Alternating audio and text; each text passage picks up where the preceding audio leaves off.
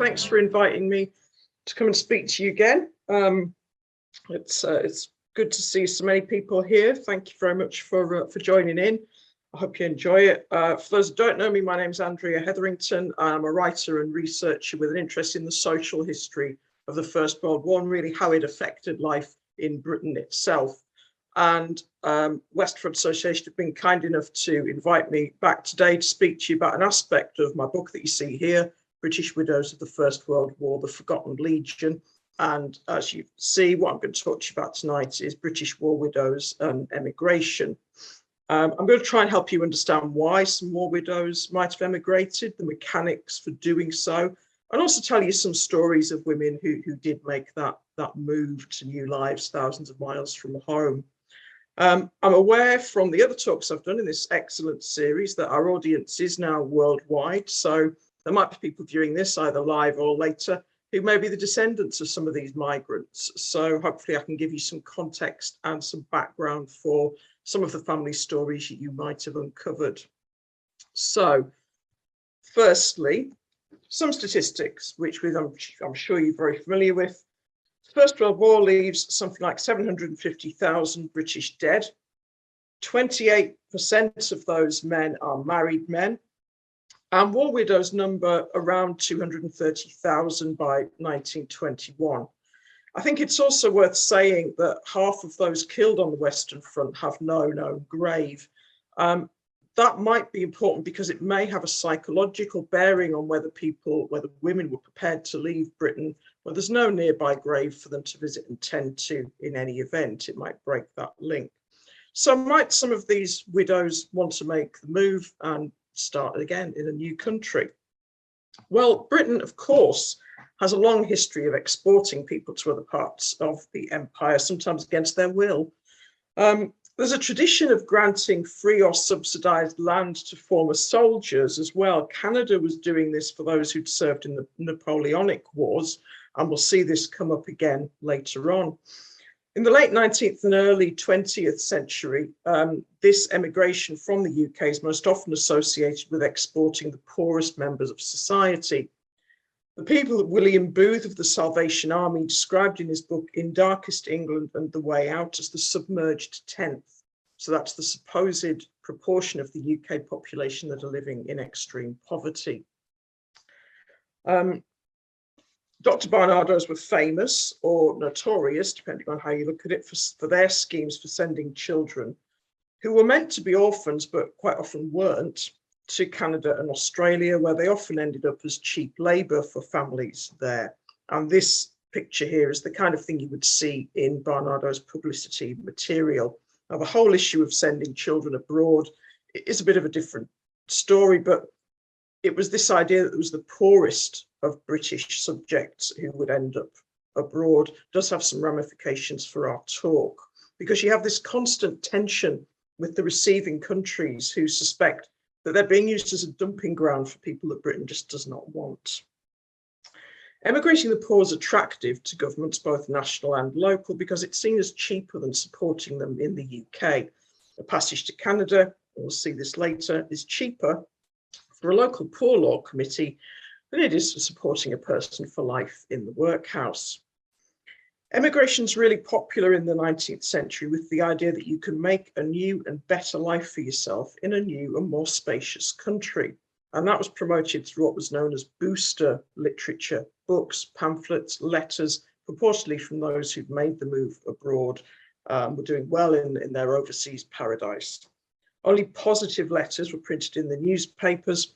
And as population became more literate, there were advertisements placed by steamship companies in locations like train stations to encourage people to book a passage on a ship. This interest was fueled literally by the invention of steam-powered ships, which cut the journey time considerably and meant that going to Canada or America was also not necessarily seen as a one-way trip now. Shorter journey times made it more feasible for people to come back, even if just for a visit. Specifically thinking about female emigrants, there's this idea that the UK has a pool of excess women or surplus women in the population. That's basically just the notion that the female population outnumbers the male and that this is somehow a problem. One answer to that problem is to send these women abroad.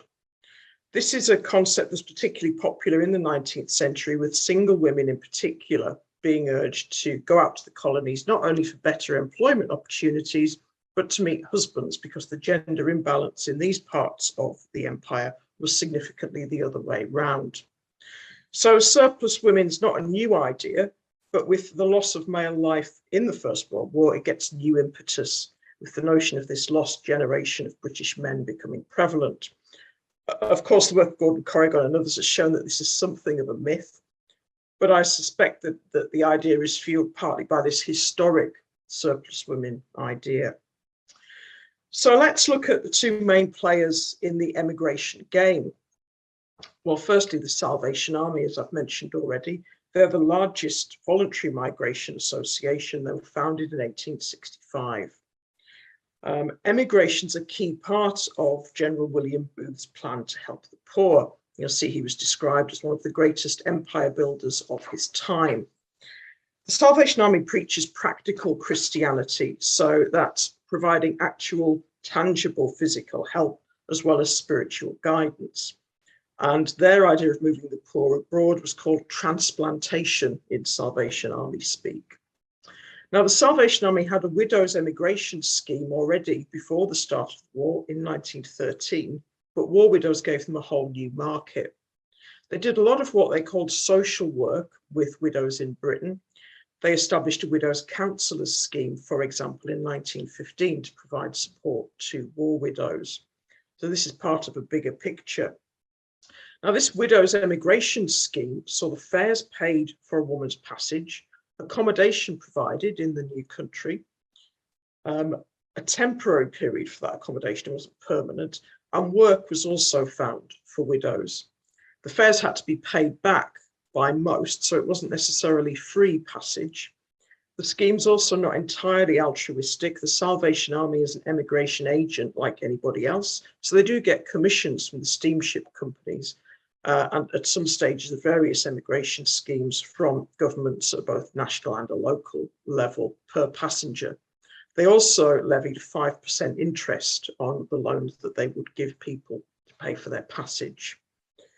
Some women using the Salvation Army scheme actually pay for it all themselves, but they just take advantage of the Salvation Army's network of hostels and support to establish them in their new country. The Salvation Army were particularly strong in Canada because they had a big network of hostels there. And they're known, we see in this rather graphic illustration, as the Army of the Helping Hand. So the other main organisation, their main competitor, they operated on a completely different ideological basis, and that's the British Women's Emigration Association. Founded in 1884, and this is their front cover there for their magazine, The Imperial Colonist. They were not interested in the submerged tenth, the poor of England, but rather with those higher up the social scale. The constitution of the BWA said it pledged itself to emigrate only such women and girls as of good character and capacity. They were all about spreading the British female touch across the empire and redressing the gender balance. The ranks of the association were full of Church of England Tory ladies with friends in high places. Now, as I say, their target market is completely different to that of the Salvation Army. They're not looking at the oppressed masses, but the educated classes, because they want that kind of British influence abroad. These women are not going abroad to necessarily take jobs that fit their status in Britain. Domestic service was the main area of employment that these women were going out to fulfill. But the idea was that they were, first of all, meeting some kind of patriotic duty, but they'd also find more opportunities for social advancement in the Dominions than they would at home. So the idea was you might go out to Canada or Australia as a domestic servant, but you might find something more fitting your status as time went on. Only people deemed suitable by the BWEA ladies would be assisted to emigrate. Women had to supply a report from a medical officer and a recommendation from a clergyman or a magistrate and 2 householders. So the BWEA were very picky and only something like 14% of those who got as far as an interview with them were translated into sailings under their direction in 1901 as a snapshot year.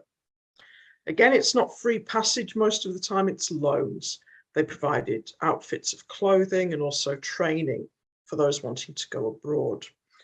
They had escort matrons provided for large parties on board ship, and their unique selling point was a guarantee that you would be in single-sex accommodation throughout your journey. So that's the situation pre-war. As might be expected, the war sees a dramatic downturn in the emigration figures. There is an initial boost due to the disruption in Europe. Germany had quite a lot of English governesses, for example, as it was quite fashionable to have an English governess. Obviously, they can't stay there once war is declared, but they didn't necessarily want to come back to England. So there was a little bit of interest at the start of the war, but the figures then plummet. These figures are for the number of assisted passages arranged by the BWEA for each year between 1910 on the left and then 1916 on the right, so you can see how it plummets.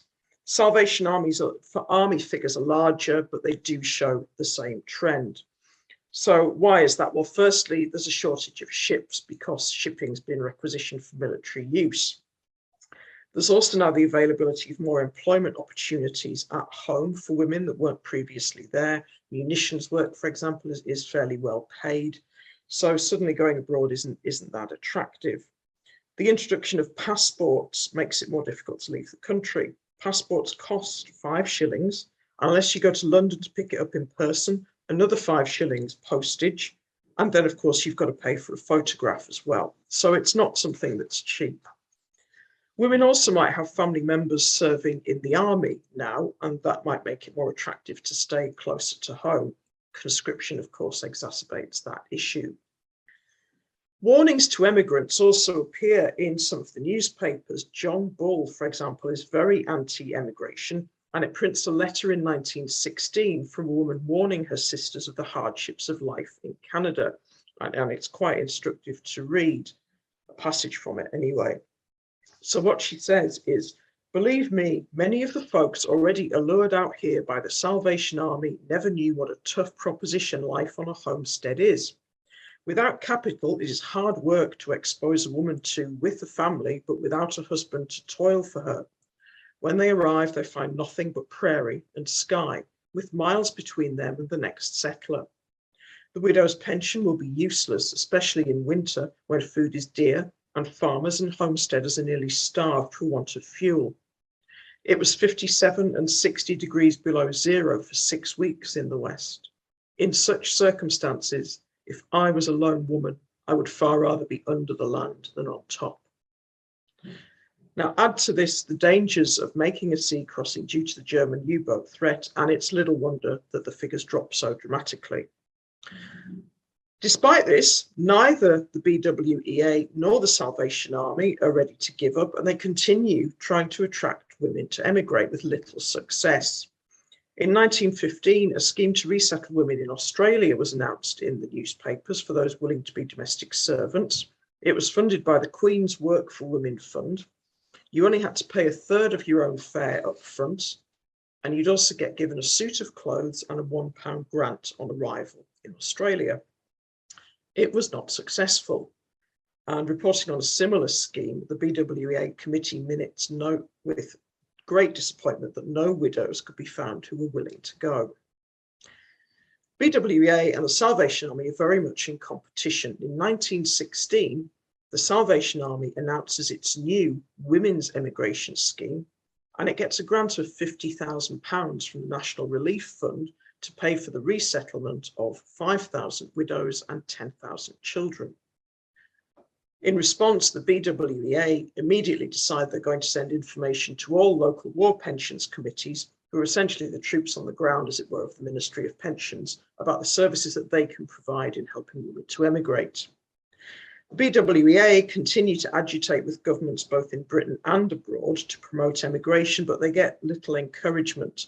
And Australia and New Zealand eventually suspend assisted passages.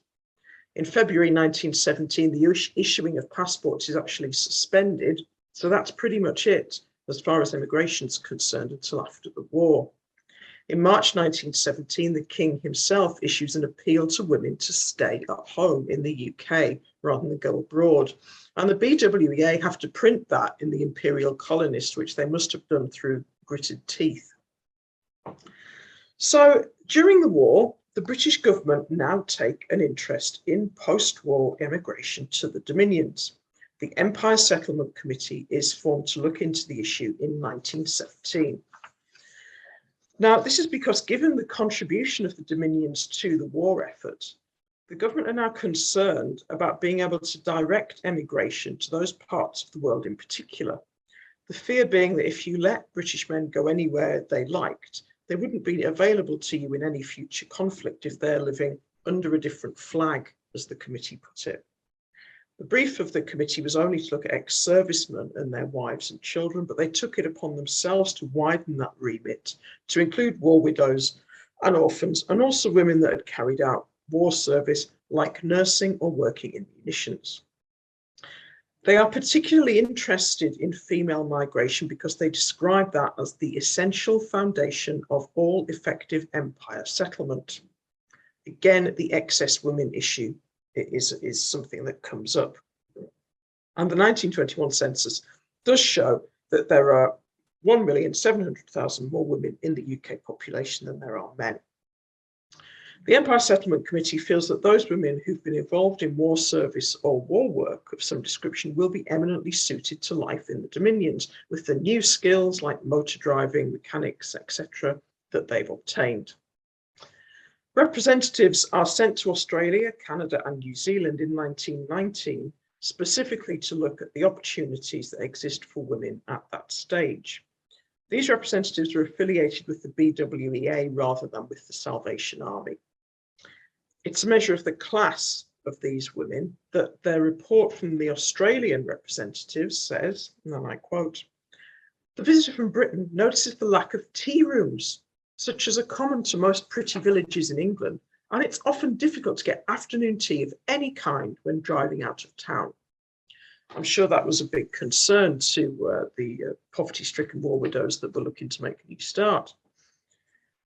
Now, the reports come back and reveal that in accordance with what individual state governments told the 1917 committee, that only women who are guaranteed a job and a welcome are those who are willing to work as domestic servants, and that women with children are going to find this particularly difficult. Suffragette and socialist Sylvia Pankhurst's magazine, The Dreadnought, decried that women were being asked to go abroad to become slaves of the idle well-to-do. But this isn't necessarily fair, and it's not always the case. For the settlement of the Dominions, the idea of not being able to get domestic help is potentially holding back settlement because families are reluctant to move into new areas if they think that they don't have any help to do all the things that need doing. So in these areas, as with this lady on the left here, you're essentially being asked to go and muck in with everything, not necessarily serve cucumber sandwiches in the drawing room, as the person in the UK on the right is engaged in. But what about all those other women with the new skills they've learned? Well, they're not wanted by the Dominions, sometimes very much pointedly not wanted. It's notable that one of the things that Australian soldiers comment on unfavourably in their letters back home from England during the war is the number of women working outside the home. It's very much not favoured by the Australian soldiers. The report that comes back from Canada says women are required as housekeepers and homemakers rather than soil breakers. And 170,000 British women would emigrate to Canada as domestic servants between 1900 and 1930.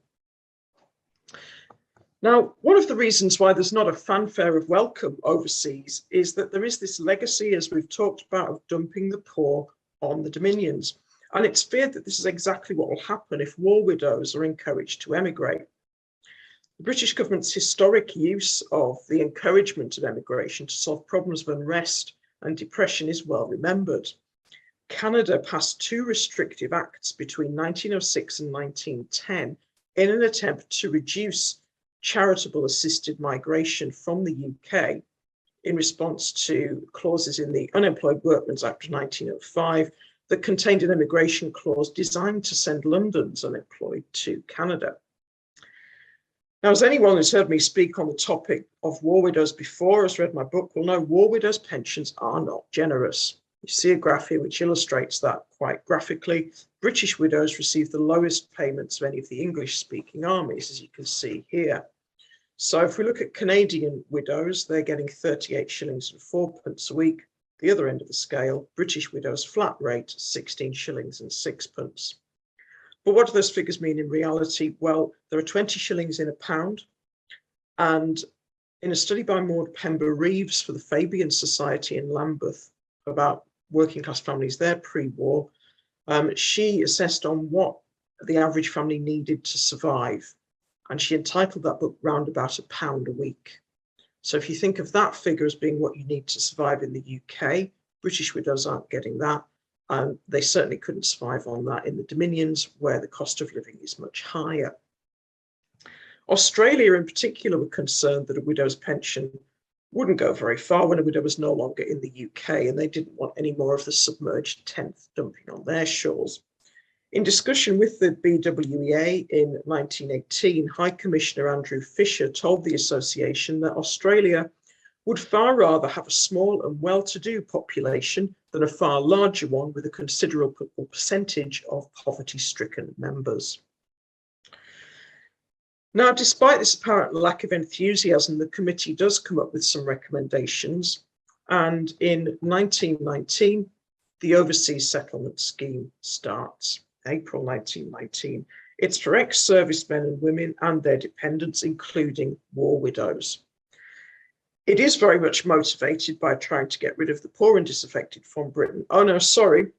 It's about providing them with exciting opportunities for advancement. The sudden dumping onto the job market of 300,000 demobilized soldiers gave a lot of impetus to the ideas of the Empire Settlement Committee, including free passage, because free passage wasn't decided on in their original report, but was said that it was better to leave that to the government of the day. Well, the government of the day in 1919 was very keen to get rid of the disaffected. The spectre of the Russian Revolution looms large. So that gives some impetus to the idea that you will give these people free passage that doesn't have to be paid back. Fares to the Dominions are expensive for the average working person, so the vast majority of emigrants in this post-war period are on some kind of assisted passage, like the OSS, the Overseas Settlement Scheme. Fares to Australia, for example, start around £39 in 1919. So what do you get under the Overseas Settlement Scheme? You get a free third-class berth to the Dominion of your choice, a third-class railway ticket to your embarkation port, and the passport. And that's it. No one would travel paid for from your destination port at the other end. If you think of the size of Canada and Australia, that's a significant problem, because you could end up getting off a ship in Montreal and having to make your way to Vancouver. To get a place on the scheme, you have to be in receipt of a pension. And I've written a whole book on the injustices and hurdles that war widows faced in trying to achieve that. So that's an issue in its own right. Applicants have to be vetted. Who by? Well, the Ministry of Pensions, but via the local War Pensions Committee or BWEA representatives. So the usual middle-class lady visitor will decide if you are a suitable woman to go abroad. The BWA will not relax their rules with regard to suitability and moral character, and women are rejected due to having illegitimate children or because they can't supply employers' references.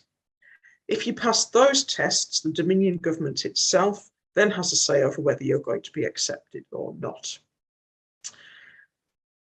As I've said in the slide, you have to sail by December 1922, and that's later extended to March 1923. There are land settlement schemes from individual state governments, both in Australia and Canada. South Africa, I should point out at this stage, does not take part in the OSS because it's in a slightly different political situation.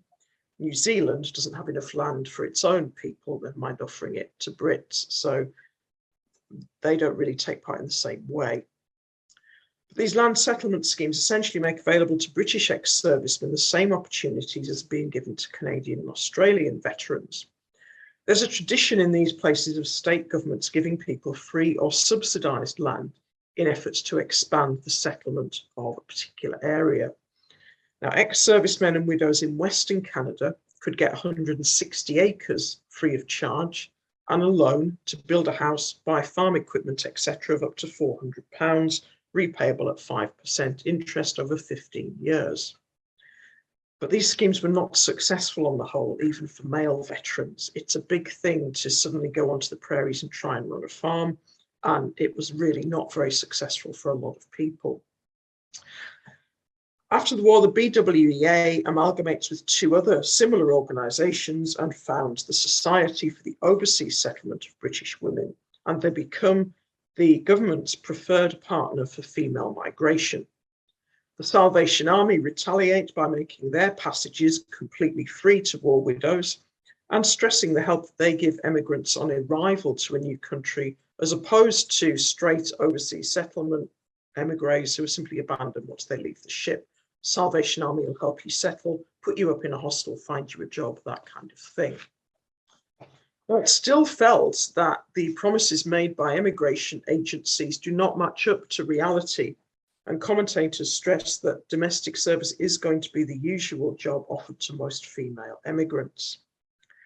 But Common Cause, which is a suffragist paper, or paper advocating equal citizenship, says in November 1919, after hearing a talk about Canada from the BWEA, that one feels the absolute necessity for women going so far from home being in full possession of the facts, one yet feels that there must be a means somewhere between the picture of the domestic drudge and the dream of the cinema goer of a life spent dashing barebacked across the prairie, attired as a cowgirl. As long as the appeal is based on truth and not on romance, we cannot see any harm in allowing its influence to be felt. It's just quite a nice passage there. So people that did go, what was the voyage like? Well, the shipping lines, Canadian Pacific, were one of the main ones. All of their ships had names beginning with M, the Melita, the Montcalm, Metagama, Montrose, Minnedosa.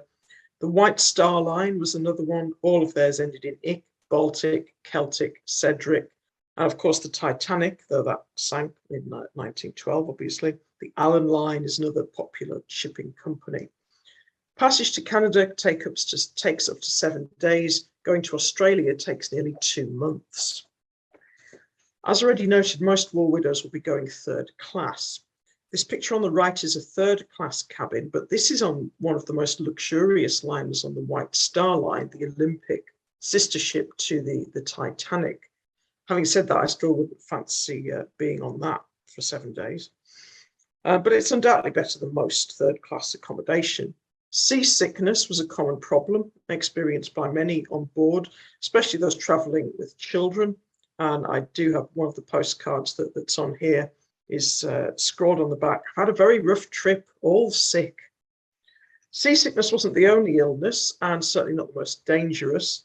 As we're pointedly aware, the influenza epidemic was in full swing in the winter of 1918-19, and people did die on board ships because of this, and those that were suffering from it could be refused permission to board the ship in the first place or to get off the other end.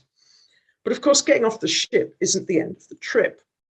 Many women had to travel for significant distances to their final destination, and this in itself could be dangerous.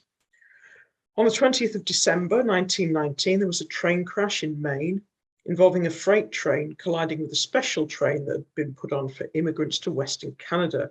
Now, they'd just disembarked from their ships at St. John. The two trains crashed head-on at 7 a.m. in the morning, and 23 people died.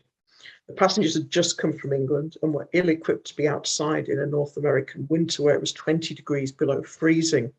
Lots of the third-class passengers lost all of their belongings in the crash and the subsequent fire, and some of the bodies couldn't even be identified.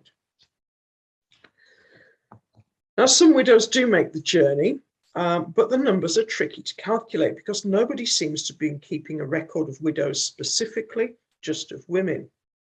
The Salvation Army records were destroyed in the Second World War, but they claim that between September 1916 and March 1923, 1,769 war widows were given free passage to Canada, Australia, New Zealand, and South Africa. Now, if you recall, when we talked about their special scheme earlier, they were planning to send 5,000 widows after the war. And the figure I've just given you runs from 1916 onwards. So they achieved nowhere near the number that they'd got a grant from the National Relief Fund to achieve. The Salvation Army in the grand tradition of booster literature always reports these emigrations as being successful. They produced a survey of 50 widows sent to Canada after the Armistice, and they claimed that only 2 of the 50 did not settle, one because of her ill health, and the other because of what was described as bad influences. If any accounts from widows are published by either the Salvation Army or the BWEA, they are always glowing reports. So finding these women is a bit of a detective story, really. It takes quite some time, but I have got some. Let's have a look at them. This ship pictured here is the SS Melita. And looking at the passenger manifests here, that's yielded an interesting cross-section of women for March and April 1920.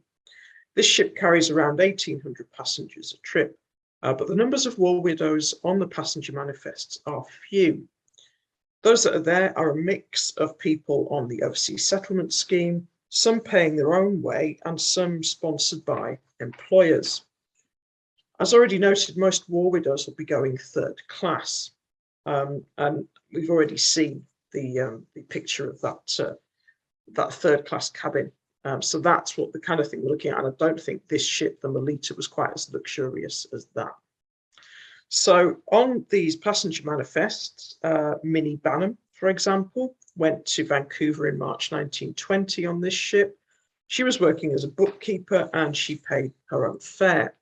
Jeannie Lloyd, Elizabeth Ann Bann, and Julia Watson also went to Canada on this ship as domestics under the Overseas Settlement Scheme. Not everyone who went under the OSS was a domestic. Dorothy Hastings was a nurse. Emily Flack was a farm worker. Fruit picking was one area that women often went into in Canada, sometimes as a group with 2 or 3 other women, to pit their resources together to start small fruit farms.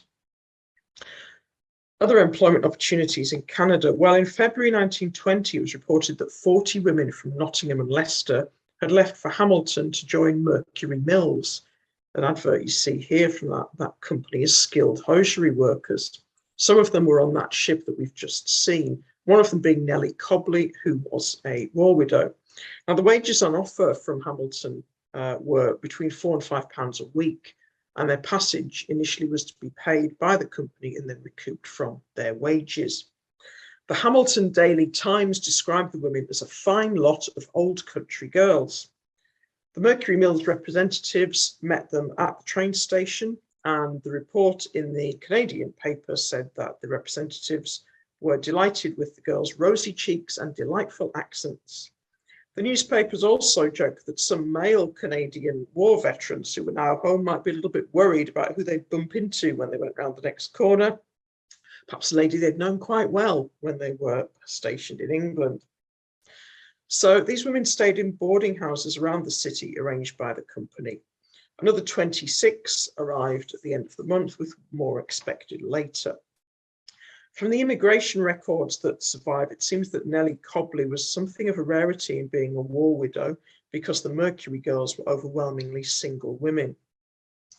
Paper box makers were also in demand. Lily Brown was on the ship that we've just talked about, and she was going to the Dominion Paper Box Company of Toronto, who were paying for her passage. So, a new country, a new start. Again, this is Salvation Army literature to homes across the seas, how the army contributes to the equal settlement of population.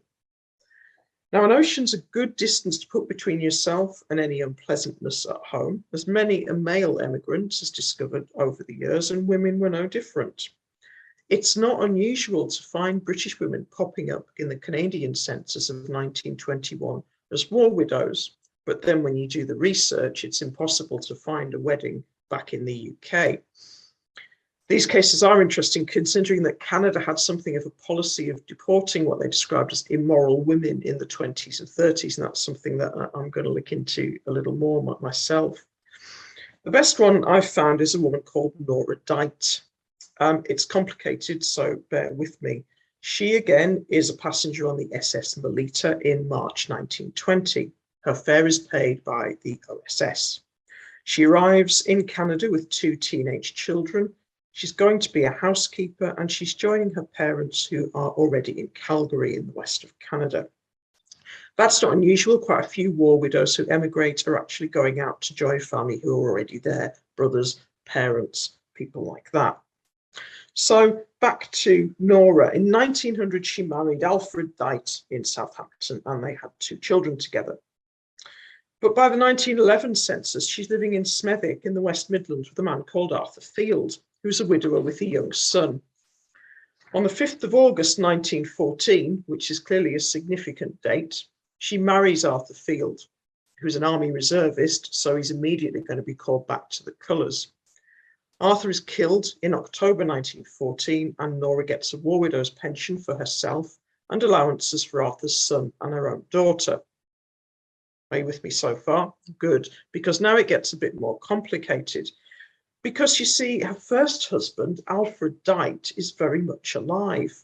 There's no record of a divorce, which is still difficult and expensive at this time. And Alfred Dite was serving in the Navy as a ship's cook in 1916. He's obviously not much of a catch. He's invalided out of the service with alcoholic neuritis, but they are still married. So Nora Field gets her free passage as a war widow, but more accurately, a war bigamist, I suppose, with 2 children. The 2 children are her own daughter, but Arthur Field's son, because her own son, with Alfred, went to Canada with his grandparents a few years earlier.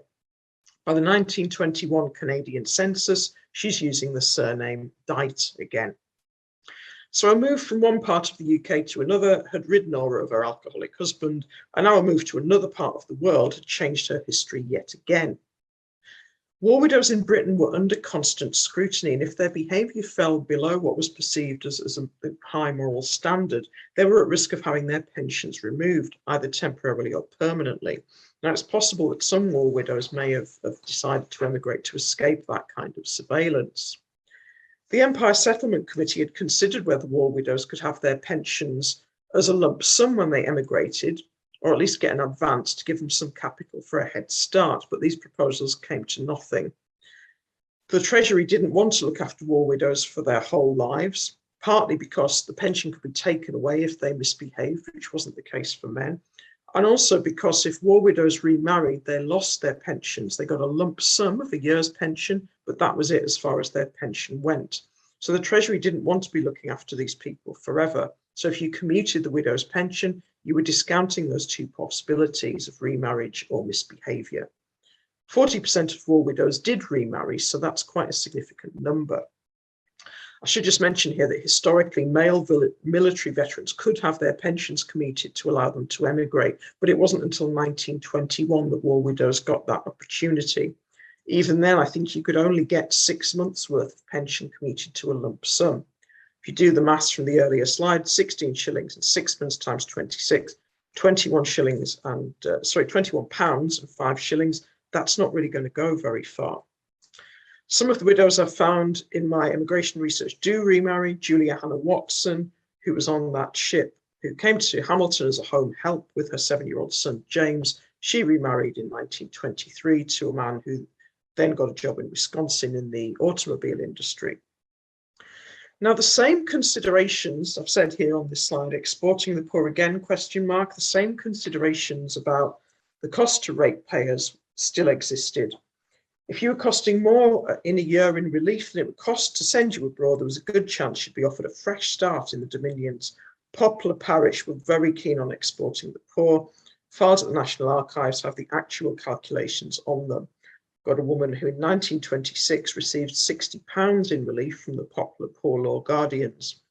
The parish decided they would pay for her passage to Australia, the requisite medical fee for a certificate of good health, some money for a new outfit and some landing money, and all of that only came to £37, and that would be it. They would be rid of her. want to talk about one who did go to Australia, partly because I've got this great photograph. So, as I've said, the OSS was an important and popular way of getting to Australia because the fares were very expensive otherwise. This is Margaret Browett and her huge family. Gerald, Noah, Arnold, Richard, James, Annie, Thomas, and Cornelius. Her husband was a career soldier, and he was killed at Gallipoli when the eldest was only 15. So this photo on the left is around 1912, maybe a little bit later, and I got that from a direct descendant of Margaret's who bought my book and was amazed to see her family's story there. The photo on the right is them at Tilbury Docks on their way to Australia in January 1922, where they're being seen off by Mrs. Commissioner Lamb of the Salvation Army. They arrive in Melbourne in mid-March 1922. Now, Margaret herself was one of 8 children, and her parents had emigrated from Tipperary in Ireland, so it may not have been so alien a concept to her, though she was born in Lancashire herself. She goes to Australia on a mix of OSS and Salvation Army support, and I suspect the Salvation Army wanted in on the act for her publicity value with all of these kids. I've not found anybody with more than this, and they do attract a lot of publicity. Their picture appears in Australian newspapers, with the judgment that, according to the Weekly Times, the Browetts appear to be of the stuff that will tell in the making of Australia. So they go to Bairnsdale, where Margaret and her eldest daughter go into, you guessed it, domestic service, and the boys who were old enough to work were found positions on farms. They all stayed in Australia, and Margaret died there in 1935. In 1922, she writes to the Salvation Army to thank them for their help, and of course they publish this letter. Just a line to let you know we are getting more settled in our new home now. I must say it is a beautiful country to live in. I've seen pictures of Australia, but I never thought there was such a place on earth. I only wish all my friends and relatives back in old England could see sunny Australia in reality. I'm sure they would want to come out. Well, the Browett family might have been a success, but the figures for the OSS show that it wasn't. In terms of the number of people resettled, it was a real failure. The target was more than 400,000. The final total, you'll see here, of the number accepted and settled properly was just over 82,000, so a massive difference. Only a third of those who applied even made it through the selection process. But as you see from the middle figure, number of applications, 269,696. So they don't even get the number of applications, never mind the number that get through that. So why is that? Well, I've touched on some of these reasons already, but some of them still apply. Shortage of ships, domestic service isn't an attractive proposition, lack of finances, depression, anti-English feeling in Canada and Australia. Looking at those more closely, the shortage of ships, soldiers were getting restless in the UK awaiting repatriation, so that had to take priority. And in September 1919, it was being reported that there were 50,000 people waiting for berths on ships going to the Dominions. That's 50,000 civilians. Finances, a limited amount of travel was paid for. You've seen the basic OSS package. Now, all of the reports that came back from the BWEA investigations in 1919 stressed the need for emigrants to have some capital to fall back on. But many widows didn't have that at all. I've already said cost of living in the Dominions was much greater, so the pension wouldn't go very far. Now, interestingly, the 1917 Empire Settlement Committee didn't foresee this at all, in fact, quite the opposite, because their report makes reference to the fact that widows would be okay if they emigrated because they would have their pensions, and that would mean that they were fine financially. And also, discharged servicemen would have enough capital to make a success of immigration because they would have their discharge grant, and the minimum they will get will be £10. Well, the discharge grant was only a month's pay for an ordinary soldier plus any war bonus. So again, they are really out of touch with the amount of money that's needed to make a succession of this. The anti-English feeling in Canada and Australia was historic, really. This free passage notion had connotations of the submerged tenth, which were really difficult to shake off. Jobs in Canada would sometimes specify no Englishman need apply. British female domestics got a reputation as being unwilling to muck in with all the household work. And of course, many of them were not domestics at all, but were only able to get free passage by claiming to do so and be domestics. And this anti-English feeling did feel its way back home. John Bull again printed a letter from the friend of an English teacher in Canada who'd gone out there on the promises of an emigration agency, but was sacked fairly quickly into her job. John Bull claimed that was due to anti-English feeling in the locality in 1926. The Dominions were also felt to be too picky in the number of people that they accepted, the kind of people that they accepted. Now, there is a deep irony in asking widows with children to go abroad to do domestic service when anyone who knows anything about domestic service in the UK in the 19th century beyond knows that women had spent years being refused positions if they had children in tow. Now, this attitude persists in Australia, where every single state tells the British government that employers do not want war widows' children in their own houses. Ironically, Australia does want children and has agencies agitating on its behalf in Britain in the 1920s, including the Fairbridge farm schools, which would become notorious later on. And this caused some tension between the Special Grants Committee in the UK, who were responsible for all things pension related, and the Overseas Settlement Committee. The SGC didn't want servicemen's children shipping out to the Dominions, but the Overseas Settlement Committee were happy to assist in the emigration of British children to Australia. And they paid Kingsley Fairbridge, who started this society, it was known as the Oxford Children's Society initially, they paid him a grant of £20,000. The Western Australian government chipped in with a weekly stipend per child.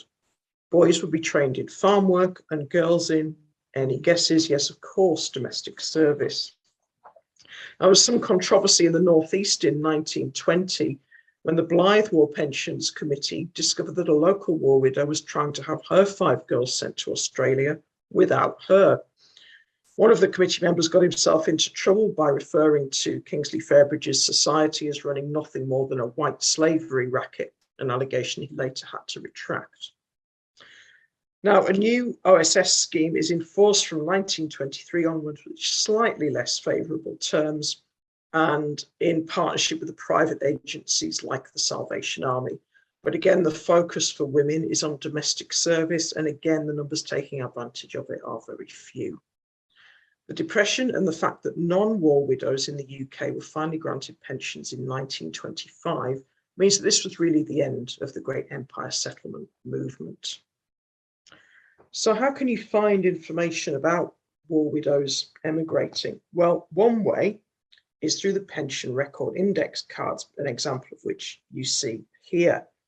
They can give you a lot of information or leave you with more questions than you had to begin with, in case of some of them I've been looking at recently for widows that I've previously researched when I didn't have access to these cards. If you start with a pension card and you think a relative went overseas at some point, somewhere on that card, you'll find confirmation of that, either with the phrase OSS, the letters OSS stamped somewhere, or the phrase payable in Canada or Australia or transferred abroad. The pension cards are only for other ranks at present. The officers' files are in the National Archives. Now, access to these records is via Ancestry, or much better value is to join the Western Front Association, when you'll be able to look at them as part of your membership. For those who are not members, the Western Front Association is a great source of information on all things connected with the First World War. It's about much more than the Western Front. And I'd encourage anyone who's not a member to have a look at the website and just see the wonders that you will have access to when you are a member. So where else can you look? National archives are very useful. The Australian archives have got a lot of digitised material on the First World War, either on the National Archives site itself or on what's called the Australian War Memorial website. Canadian National Archives, Library and Archives Canada are also good for information on individuals. If you're going to our National Archives in the UK hoping to find records of individual widows, you're probably going to be disappointed unless they're officers' widows or they've seriously misbehaved. If they're officers' widows, there might be a file for their husband that has some letters from the widow on it. The National Archives in the UK, however, is amazing for finding out how things are dealt with at governmental and departmental level. If you want to understand any of the policies that underpin people's lives, that's the place to go. But also don't forget your local archives. I've talked about getting rid of the poor. Poor Law Guardians records might still be there, or records of the activities of other relief agencies during the First World War. So that's it. Thank you very much for listening. This is the book that some of these stories come from, British Widows of the First World War, The Forgotten Legion, still available from all good bookshops. And if that doesn't attract your attention, I do have another book out, which came out last year, Deserters of the First World War, The Home Front, which I've also done a talk for Western Front Association for, which I think is currently on YouTube. So thank you for listening, and I'm happy to take any questions anybody's got. Thank you. Andrea, thanks ever so much indeed. That was splendid. You're welcome. Ladies and gentlemen, if you'd like to raise your hands using the button below, there's a silent round of applause. Andrea, although you can't hear it or see it, there is hundreds of hands going up as a acknowledgement, as a thank you for your presentation. Thank you. Tremendous. We've got a few questions at this stage, but I'm sure that others will come in. I'll just read out the first question, which was from Stephen Mason. He asked if there was any impact on all this with the Spanish flu pandemic. Did that have an effect on numbers at all? It's tricky to say because, as I say, in terms of war widows, we don't actually know how many went in the first place. But I imagine it must have had some kind of impact. It must have meant that people perhaps weren't so keen to go, certainly in that 1918, 1919 time frame, until things were a little more under control. Obviously, later on, it's not as big a deal, but I would imagine initially, yes, it certainly did have an impact, but it's difficult to gauge in terms of the figures. Thanks. Right, we're just getting John Azar there. Thanks. Hi, Andrea. That was super. And really want to compliment you on your slides. Thank you. I remember reading, and I forget who the author was. I think she immigrated from the UK to the US. But when she was a girl, she remembers going with her mother in the village, getting dressed up and visiting the older women and being taken by the photos of a young man on the mantle. So that was either the husband who was killed or a boyfriend who was killed. And so you had these sort of quasi-widows who stayed unmarried because their boyfriend was killed. So that made me think, was there a difference in terms of numbers between widows living in cities versus those in small towns and villages? Unfortunately, what in terms of where they came from or where they went to? Where they came from. Was there more family connection? Were they likely to be more part of a community and better taken care of when they were in a small town or a village versus in the city where they had no choice but to think of immigration?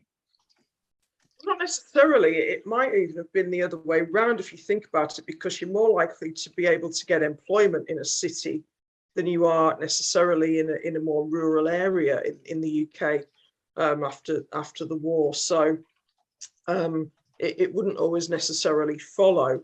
I don't think that it's necessarily possible to go and look at the individual records, and nobody was keeping records really of a breakdown in where people came from. So it's really hard to research and look at these kind of trends or find these trends because the information just doesn't seem to have been recorded particularly.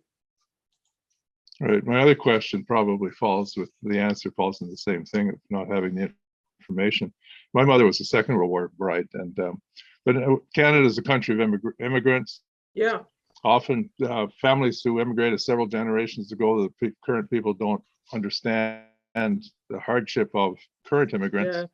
But it's a tough life, and the first generation is very, very hard. Is there any sense, though, of how the next generation, the children made out, and the next generation versus those who stayed home?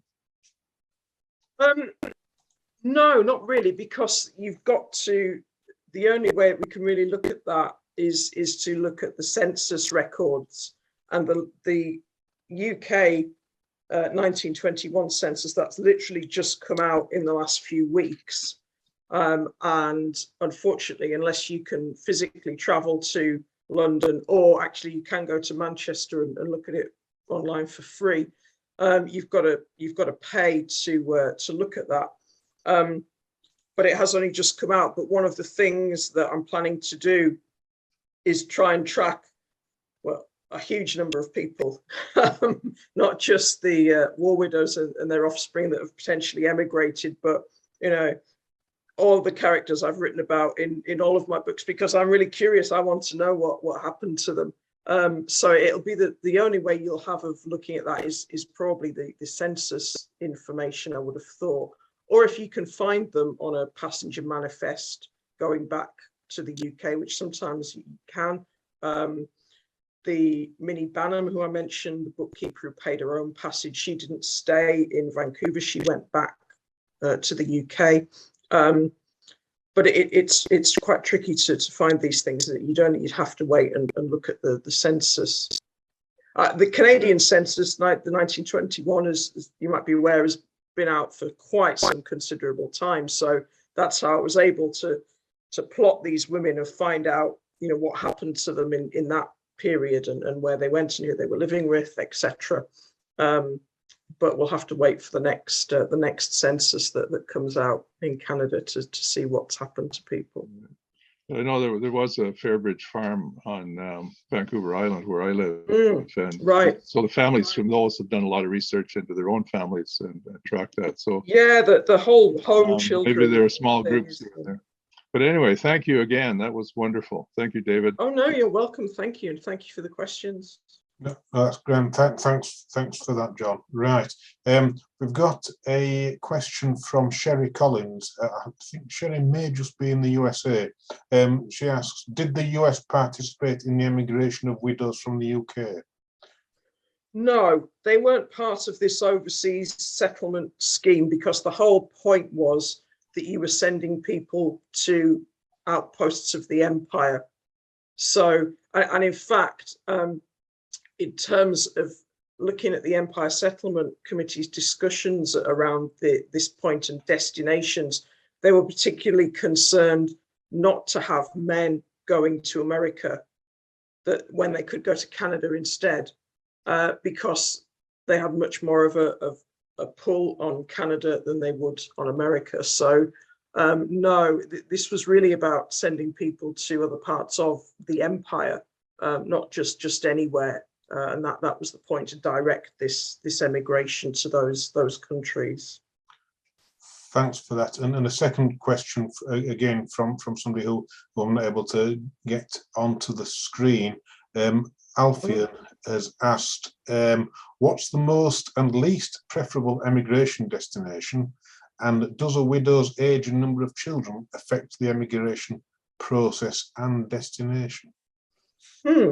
Well, I don't know. I mean, I guess that depends on what you're after. If you want sunshine, obviously you'll go to Australia. If you like snow, you'll go to Canada. If you're a professional lumberjack, Canada, yeah. I think more went to Canada, partly because it's closer. The journey isn't as long. And also that means that if things go wrong, it's not as far to get back home. So I think the numbers going to Canada would have been much larger than the ones going to Australia. Widow's age and number of children. Not necessarily. The children, of course, will have been the main attraction, really, for the governments, particularly of Australia, in going out there and raising citizens, so not so much the widows. So I don't think it necessarily had any bearing. As I say, I think that Margaret Browett was exceptional, obviously, in the number of children that she had. And her eldest son was 22, I think, at that stage. And she had given interviews to the press when she'd said that basically they'd gone out there because he couldn't get a job. in the UK. And that was the main reason why they went there as a family. But I think that once they made an application, I think that probably, certainly the Salvation Army were very keen on helping them because of the attendant publicity which did ensue. But I don't think it made a difference if you passed the selection criteria, then I don't think it made a difference. But whether or not a widow's age and the number of children would influence whether you pass that selection criteria, I don't know. That's lost in the mists of time, I'm afraid. Sure enough. No, that's grand. Thanks, Andrea. Gordon, you want to just unmute yourself? Thank you, David. Thanks for putting me on. Andrea, that most enjoyable. I've been doing some work on this sort of thing, and on my paternal great-grandparents' side, they all went to Australia. He went as a ex-army man. They all went to, I think, Parramatta. They went on the SS Balranald, a P&O branch service ship. But all the family went, but my grandma wasn't allowed to go as an unmarried mother. So she didn't go with the family. Roll on a few years, her son, my Uncle Teddy, fought his way through Burma with the Chindits, came back to the UK, to a land fit for heroes, could get neither a job nor a home, and subsequently emigrated to Australia himself, where he did rather well. But, you know, at that time in 1922, him and his mother couldn't get a passage. But absolutely. Well, like I say, I got the manifest of the ship from Ancestry, so there's quite a bit of information. There is. Yeah, there is. So it does. The story does resonate somewhat, and it was very interesting. They actually did rather well in Australia, I'd like to say. Yeah, I'm sure they did, but it just shows you that, you know, that having the lady visitors doing the selection criteria meant that, you know, you were going to get turned down for things like that ridiculously. But it's nice to hear that in action. Thank you for that. But in 1922, I suppose it was a big deal. Or to them it was. Well, to those middle class ladies, it wasn't necessarily as big a deal amongst the working class community because of the difficulties in obtaining divorces, etc. So yeah, thank you for that. Thanks, Gordon. No, thank you. Most enlightening. I enjoyed it enormously. Thank you. Thanks, Gordon. Cheers. Trevor Adams. Trevor. Hi, David. Hi, Andrea. Hello, Trevor. I'm actually the grandson of a World War I widow whom I do remember and who did not emigrate, but all our family were in Australia, were in Canada and the United States. The question actually was as regards there's a German immigration museum at Bremerhaven in northern Germany, which is fabulous, very modern museum, and the reconstruction of the interior of migrant ships. And one of the ones from the 1908-1910 period has got what I call a toast rack, a sort of 12 or 14 person bed, with little wooden divides about 3 inches high. And the cabins that you saw were in fact the next stage that were the improvement. I mean, that was a Cunard Line brochure, you know, to about these brand new ships, the Titanic and the Olympic, and that picture was the Olympic, I think. Yeah, the immigrants in third class would have had their food on deck in all weathers. Yeah. And then the period of the Titanic 1912, 1914 was the improvement. But that museum in Northern Germany was, just to bring that to your attention if you're not aware of it, it's a wonderful museum and a wonderful source of information. Thank you. And thank you for your talk. Thank you. Thanks, Trevor. Philippa Firth. Philippa, do you want to just unmute yourself there? Yes, thank you, Andrew. An absolutely brilliant talk. My question doesn't relate to war widows, but I was not aware of the overseas settlement scheme. So I have a great uncle who enlisted 1915 and was discharged sick not long after. And the next record is he's convicted for fraud and 6 months hard labor, but kicked back to the army. And then at the end of the war, he makes his way to Canada. So I'm just wondering, and he later dies in a fire at lodgings in New York.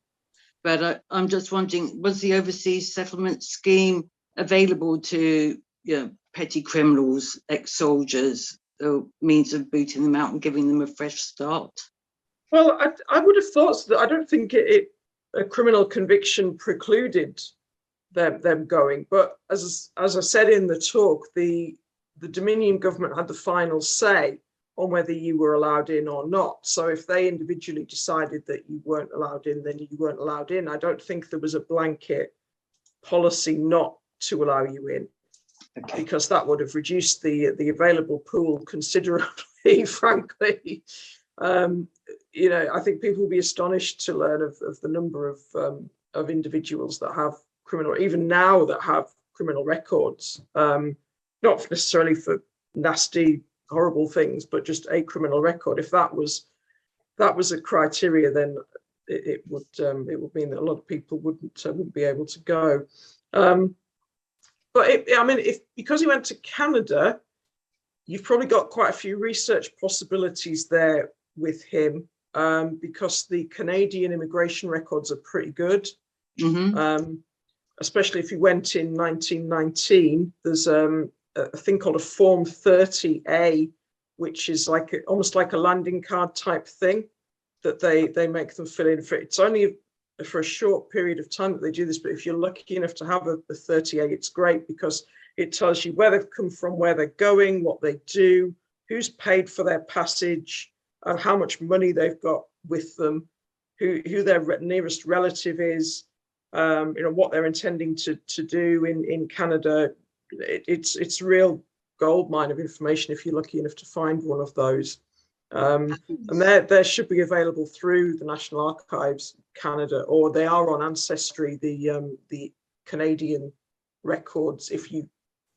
It's quite expensive. You've got to get a worldwide subscription to look at them that way. It might be easy to look at them through the Library and Archives Canada. Fabulous. That's brilliant. Thank you very much indeed. No problem. No problem. Thanks, Philippa, for your question there. Right. Okay.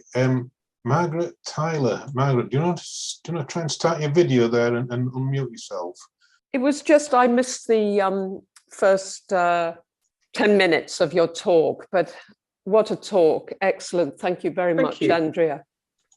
I just wondered, you may have explained it earlier, but I would like to know if they advertise these organizations for emigration through local papers and national papers or any other sources.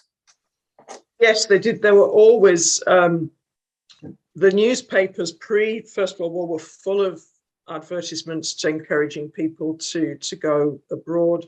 I did think it'd say in the first 10 minutes that the steamship companies started to put posters up in train stations and places like that, places where lots of people would gather to try and encourage people to go. And there was a lot of what was called booster literature, pamphlets, letters to newspapers, advertisements about how fantastic life was in the new country, wherever they'd gone. So yeah, there was a lot of that, because obviously it was a business. Even people like the Salvation Army, it was a business. They were getting paid by the steamship companies and sometimes by government. So yes, advertising was rife, yes. And would that have also been in the workhouses? Possibly, but I think that really the poor law guardians would be telling people about that. As I've said, they very carefully did the calculations. Even as late as 1926, the file I looked at a few weeks ago in the National Archives, So I would imagine that the Poor Law Guardians would use a very much more direct approach to the workhouse inmates, especially those that were frequent flyers, as it were, to tell them that they could emigrate. And yeah, I don't think advertising was necessarily the way to do it there. No, advertised through the Guardians, I understand that, but it would have been pushed in that way. Yes. Yeah. And I take it that sort of advertising for a lot of people who didn't acquire the newspapers, I take it that the advertising would have been generally across the agricultural areas as well as the cities. Yeah, I mean, I'm presuming so. Yeah. You know, train stations were a frequent location for that kind of advertising. Yes. So have you got examples of the posters that they would have put up in the train stations? No, I haven't. No. Okay. No, that's good to know. Okay, thank you very much. No problem. Really helpful. Thank you. Thanks, Margaret. Nick Yallop. Nick, do you want to unmute yourself there? Thank you very much for the talk, Andrea. The question I have is really, have you done much work or research on orphans from, say, organisations like Barnardo's that were sent on ships over to the Dominions? I haven't, to the extent that I would feel able to write about it myself, but I have read a lot about it before I started looking at war widows. You know, the phenomenon of what in Canada they call the home children, and I have looked at quite a lot of those. Yes, and I remember I've done a little bit of work for some descendants of home children, for children that came from the area that I live in, sending them photographs and information about this city that I live in now, the city of Leeds. So yeah, I have done a little bit of that. There's I would recommend, there's a book called, what's it called again? Is it Joy Farr or Parr? I think it's called Labouring Children. If you've not read that book. Joy Parr, yeah, Labouring Children is a really good book on that subject, which is all about British children going to Canada between 1868 and 1924. It's a really good book. It's quite old now, published 1980, but it's an excellent book. I'd certainly recommend it on that topic. So yeah, do take a look at that. Okay. I mean, the Australians built 5 ships to get people out the Largs Bay, which a relative of mine went out on, and the Jervis Bay, which was sunk in the Second World War. But my relative went out through, he was in an orphanage in inverted commas, and then Barnardo's at 15 and went out on the Largs Bay, and then fought in the Second World War as a machine gunner for the Australians. Right. But I mean, it was quite a difference. There was an awful lot of we call them orphanages, but it was very often illegitimate children in the main, as my relative was. My grandmother was in domestic service, caused a lot of in Buckingham Palace, I might add, wow. became pregnant. I gather in a lift, but that's another story. And ended up having, I mean, my great grandfather, her father, was quite a senior footman to what eventually became George V. And so this brought huge disgrace on the family. So in 1908, she had to give the child up. He ended up in an orphanage in south of Croydon, which I gather the records are with Croydon Social Services. And then he went to Barnardo's and then went out on the Largs Bay. But he was on a farm essentially with other kids, and they were used as labour on the farm. And they were, cheap farm labour. They were basic cheap farm labour. Yeah, he became a station hand in West Willeyong, I think it was, and he joined the Australian Imperial Defence Force in '39. He was 30s by then, which was quite old, but quite a story. There we are. But anyway, thank you very much indeed for your talk. No problem. Thank you. Thanks, Nick. David Jones. David, you just want to mute yourself? Thank you, David. Thank you very much, Andrea, for that. And I must say, problem. if you're looking at performance data tonight, yes, I have ordered your book online on the War Widows, so thank you very much for that. I must admit, as the talk progressed, I was sort of formulating one question, but in actual fact, it's changed into another one now, because clearly both sides of my family, both my mother and father's parents, who obviously were through the First World War, clearly had adventures. But I'm going to stick with obviously my father's side. My father's mother came from the Isle of Man. My his father came from Liverpool. But in 1919, my grandmother and two sisters had got passage through to Australia. Now, obviously, because I'm sitting here now, my grandmother decided that Liverpool was far enough for her. And one sister then went on to South Africa and got off the ship there. And the third then went through to Australia. And apparently, I am told, married the captain, but I've got no evidence of that, although she did come back once to Liverpool in the late 1940s. But bearing in mind then that my grandmother, my paternal grandmother, got off the ship and stayed in Liverpool, were there any penalties then if one of these ladies decided that they weren't going to go through with this and go all the way through to Australia? Thank you. I don't think so, because they wouldn't necessarily know for a start, and they don't really care. You've had your money. You've as far as they're concerned, you've gone. So I don't think so, because as I say, I don't see how they would know that you'd not got there. I don't think the British government's checking the passenger manifests at one end and then at the other. So no, I don't think that there would be, because they would have no way of knowing. And you weren't getting anything else. Do you know what I mean? You were getting your passage paid. That was already done.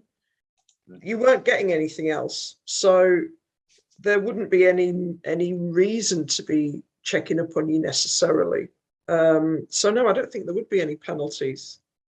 All right. Thank you very much. No, it's fine. Thank you. Thanks, David. Next up, Alan Atkinson. Alan.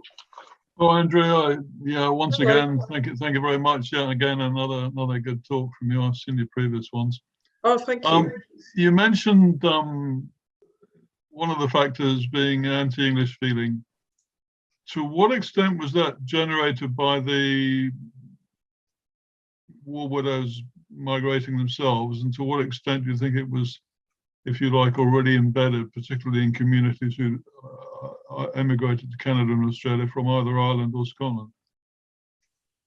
I don't think it was necessarily to war widows per se, but I think there was just this idea that and it didn't just mean the English, the British emigrants were the submerged tenth, were poor people, and they were coming, to take advantage. It's the same nonsense the world over, immigrants coming in and taking our jobs, all that. So that happens everywhere all the time. And this is just another example. There's a famous photograph of a party of emigrants. It looks like it's a little later, perhaps the late 20s, 30s, on a ship coming across to Canada. And they've got a big sign that they've made that they're stood around, and it says, "We don't want the dole, we've got jobs in Canada already." So, this idea that not only people be taking their jobs, but also that they were about to become a burden on the Canadian state, either nationally or obviously local provinces, governments. So this idea that they wouldn't be able to support themselves. So it's more to do with that and the economic drain rather than necessarily any anti-English. I don't think it would have mattered which country they came from necessarily. It was about the economic impact of those individuals. Okay, right. Thank you. Thank you very much. You're welcome. Thanks, Alan. Andrea, thanks very much indeed for answering all those questions. Very grateful to you. So if you just want to give your book a final plug, by all means do so. No, I'm getting stick now for plugging it. So well, Google it. You'll find Andrea's book. There we go.